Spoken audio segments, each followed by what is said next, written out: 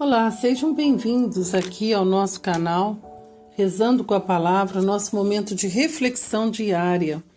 Hoje nós vamos meditar a palavra em 2 Macabeus, no capítulo 12, entre os versículos 38 a 46.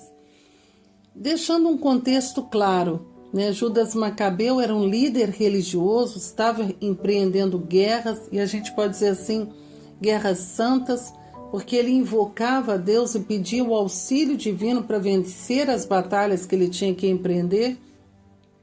Estava empreendendo contra os gregos, que estavam tentando impor a cultura e a religião no meio dos judeus, e ali os judeus fizeram uma grande revolta, e eles queriam apenas manter a sua fé, manter os seus costumes. E chega um determinado momento em que eles vencem a guerra, sempre com auxílio divino, que a gente vai ver isso sempre nas leituras, mas eles sofrem a perda de alguns homens. E aí começa a nossa meditação no versículo 38, do capítulo 12, Sacrifício pelos Mortos. Diz assim: Depois disso, reunindo o seu exército, Judas alcançou a cidade de Odolã, e chegando o 7º dia da semana, purificaram-se segundo o costume e celebraram ali o sábado. No dia seguinte, Judas e seus companheiros foram tirar os corpos dos mortos, como era necessário para depô-los na sepultura ao lado de seus pais. Ora, sob a túnica de cada um encontraram objetos consagrados aos ídolos de Jâmnia, proibidos aos judeus e pela lei. Todos, pois, reconheceram que fora esta a causa de sua morte. Bendisseram, pois, a mão do justo juiz, o Senhor, que faz aparecer as coisas ocultas, e puseram-se em oração para implorar-lhe o perdão completo do pecado cometido.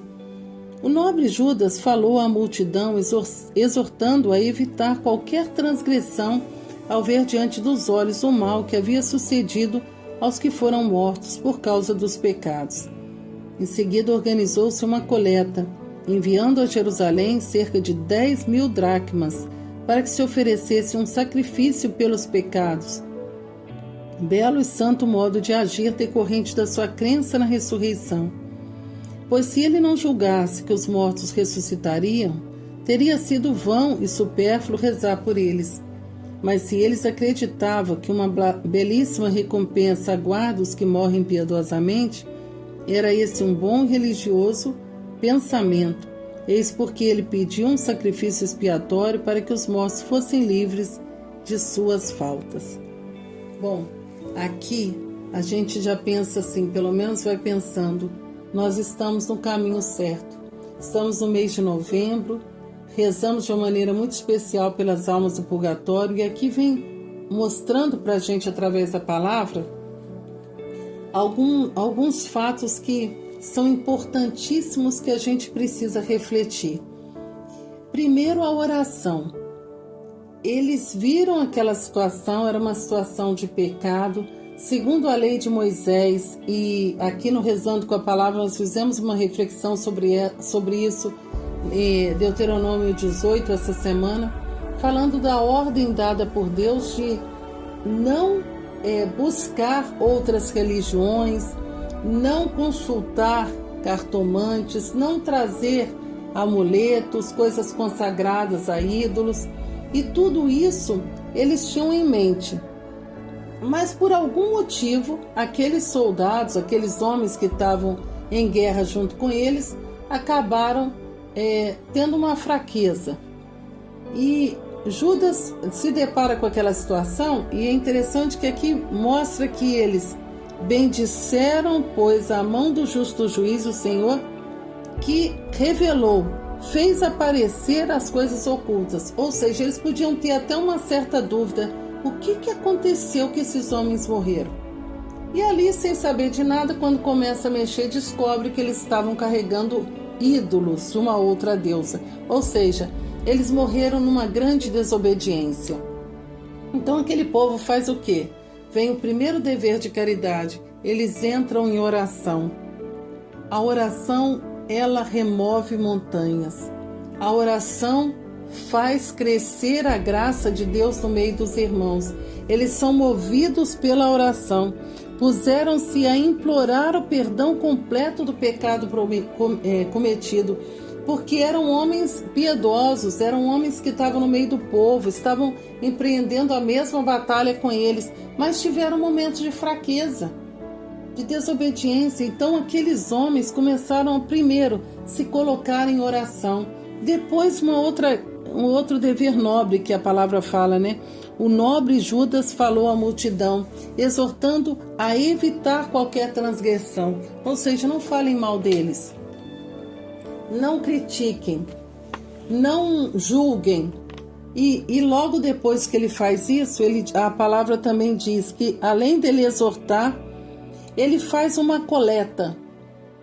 E aí entra um outro ponto, a esmola, o dinheiro, em que eles oferecem uma coleta, juntam 10.000 dracmas para enviar a Jerusalém para oferecer sacrifício por aqueles mortos. Olha que dever de caridade. A esmola, ela tem um poder sobrenatural. A palavra de Deus, no livro de Tobias, o arcanjo Rafael vai ensinar o seguinte, que a esmola, ela salva da morte, apaga os pecados, tira a alma das trevas e faz-lhe achar graça diante de Deus e lhe assegura a vida eterna. Quando uma pessoa dá uma esmola para um indigente, para aquela pessoa que está solicitando o auxílio, quando aquela pessoa diz assim, que Deus te abençoe, que Deus te dê em dobro, aquela pessoa ela está rogando a Deus por você, pela sua vida. Essa esmola ela é uma fonte de graça. Ao mesmo tempo, a esmola, o dever de caridade que você deu àquela pessoa, você pode oferecer pelas almas do purgatório.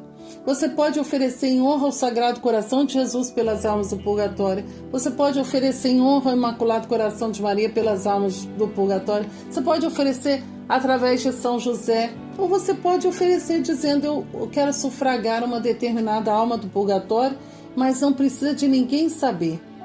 Você oferece a Deus aquela esmola em sufrágio por uma alma do purgatório. E a palavra vai dizer, ela tem poder de salvar da morte. E mais ainda, Monsenhor Ascânio Brandão, ele na reflexão, ele diz assim, sobre a esmola, a caridade faz milagre, a esmola redime, sobe ao trono divino e faz descer sobre o coração generoso de quem deu todas as bênçãos do céu. Ainda mais, a esmola vai à região dos mortos, levando refrigério às benditas almas do purgatório. Mais um ensinamento perfeito. E aqui esses ensinamentos, melhor dizendo, eles partem aqui da palavra de Deus.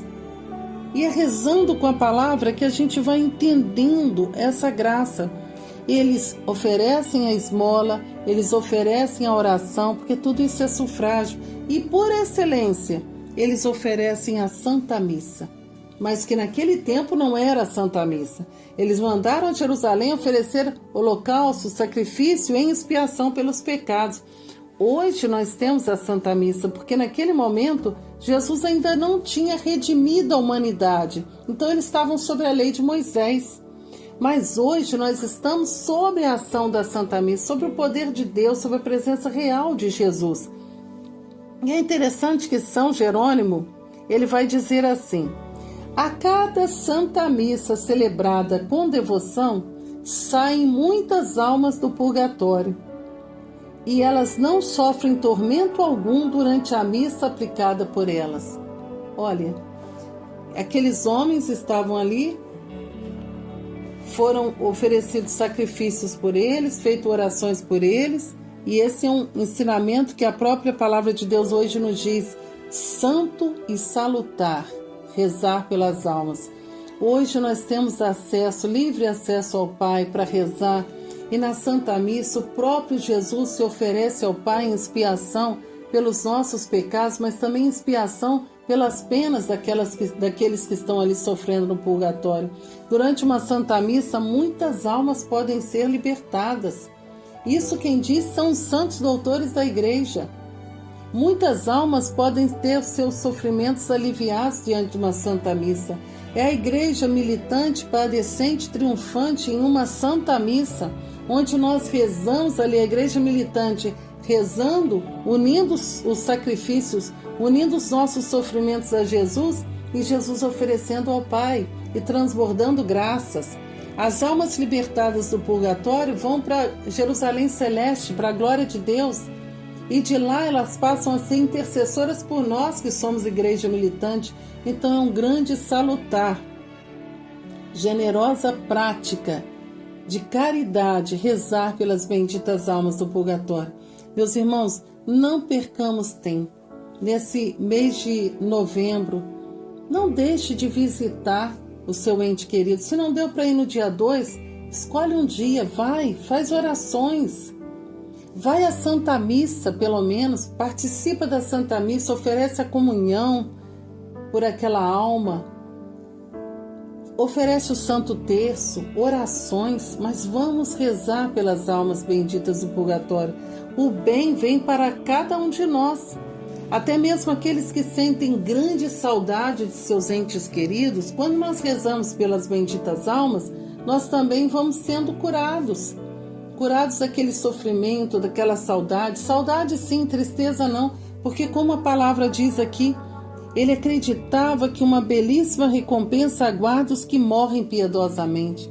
As almas que estão no purgatório já receberam o perdão de Deus. Elas estão ali para se purificar, tirar suas imperfeições, mas adentrar aonde essa alma anseia, que é pelo próprio Deus.